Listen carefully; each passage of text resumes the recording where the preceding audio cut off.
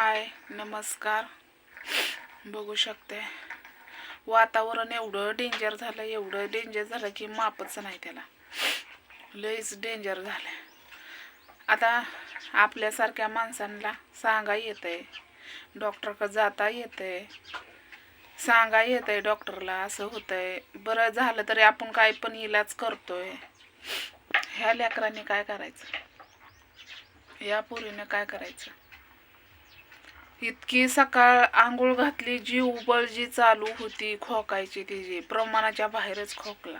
आणि तिला अशी तोंडात ना लाळ, चिकट झार अशी लाळ बाहेर गरा गरा वाजते.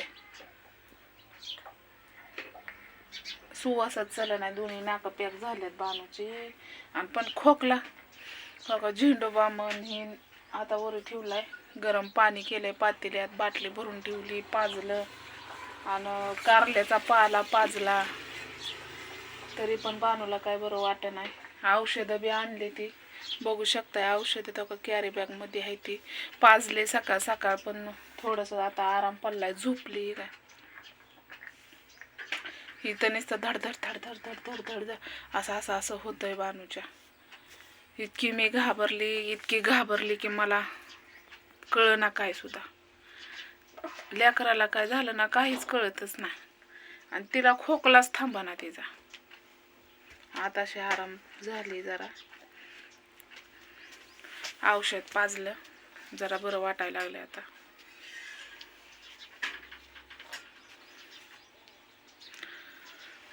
आपल्यासारख्यांना सांगा येत आहे, दवाखान्यात जातोय. पण ह्या लेकरांनी कसं काय करायचं, कोण की माझं हे दुखतंय, मला हे त्रास होतोय. लय म्हणजे लईच खोकला प्रमाणाच्या बाहेरच.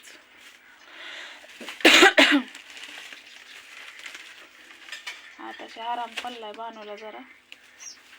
आता चारायला लागलं की खोकला चालूच, खायलाच येत ना. असं मांडव घेतलं की खोकला चालूच होतोय बाणाचा.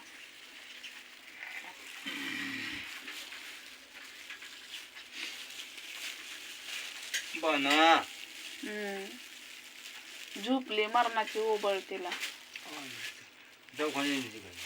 काय औषध आणली की दवाखान्यात नेऊन तरी काय इंजेक्शन देते.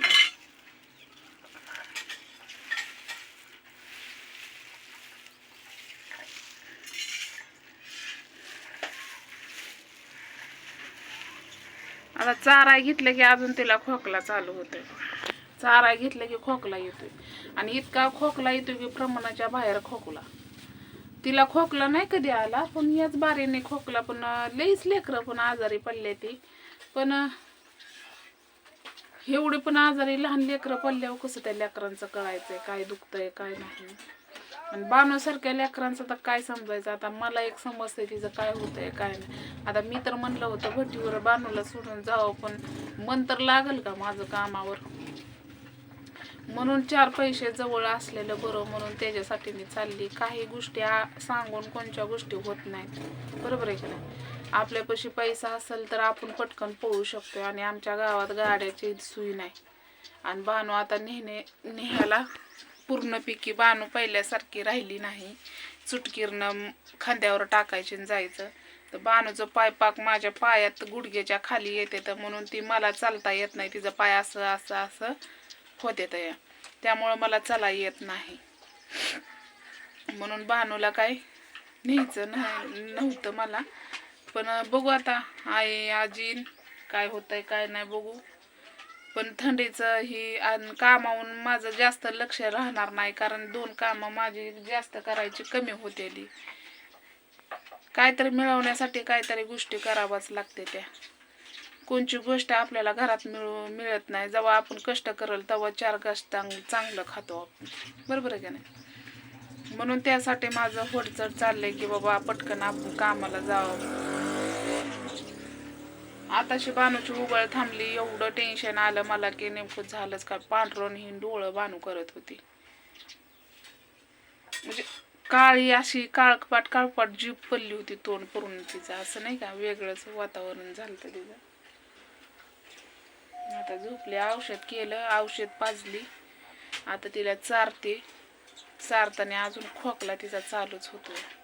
जरा वेळ थोडा आराम करते, कारण लईच खोकले आणि खोकून आपल्यासारख्याने खोकून बडगड्या दुखते, त्या नरडं दुखते. ह्या लेकरांनी काय करायचं नेमकं?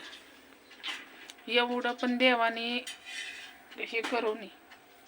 थोडंसं तिला बोलाय तर यावं, सांगावा हे दुखतंय, भूक लागली. प्रत्येकूनच सगळीकडूनच आडून धरल्यावर कसं काय व्हायचं? थोडी आपल्या तरी हातात आहे, देवाच्या तरी हातात आहे. काय असल मागच्या जन्मीचं पाप केलेलं बिचारीने ते आले भोगायचं असं म्हणावं लागेल. नाही तर तिच्या बापाने पाप केला असेल, नाहीतर मी पाप केला असेल. काहीतरी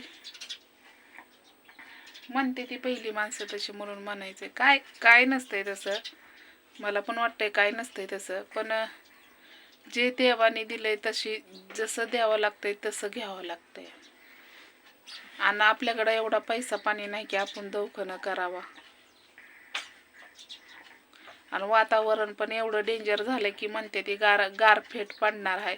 त्यामुळं जर झालं काय तर मग आपल्याकडं पैसा असावा पटकन दवाखान्यात न्यायला, बरोबर आहे का नाही? म्हणून त्या हिशोबाने, आणि वातावरण पण पावसाचं व्हायला लागलंय म्हणून पटकन असं वाटायला लागलंय पहिलं सेड नाही. माझ्या म्हणण्याने ही घर उकलूनच एक टेम्पो डस्ट आणावं, 20 म्हणजे 10 सिमेंट पोती आणावं, पत्र आणावं, पटकन करून टाकावं. आता मी कामाला जाणार आहे, ते मालक तर म्हणला मी टाकतो, इट पण टाकतो. आता इटाची एवढी गरज नाही, थोडी आहे वरनं हे करायला, पत्र्याच्या काय कुंब्या काय हे करायला. आणि दरवाजा पण पूर्ण कामातनं गेलेला आहे, दरवाजा पण घ्यावा लागणार आहे. म्हणजे जाऊ द्या हो का, 2 वर्ष किंवा 1 वर्ष टचून जास्त काम करावं लागणार आहे. न मागचं बघता काय होण्यासाठी तर गोष्टी करावाच लागतील. आणि 4 पैसे पाहण्यासाठी ठेवावं पण लागणार आहे, कारण कोणची गोष्ट सांगून येत नाही किंवा कळून येत नाही आपल्याला. म्हणून त्यामुळं असावं आपल्यापाशी. तर चला, हीच बानूला दाखवायचं होतं की बानूची तब्येत पूर्णपैकी डाऊन झालेली आहे. काय किती खराब झाली बानू बघा. अशी जवळ ना बघा बानूचा आवाज कसा येतो, घर घर नरड वाजतो.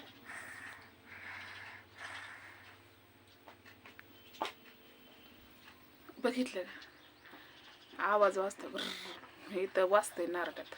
तर चला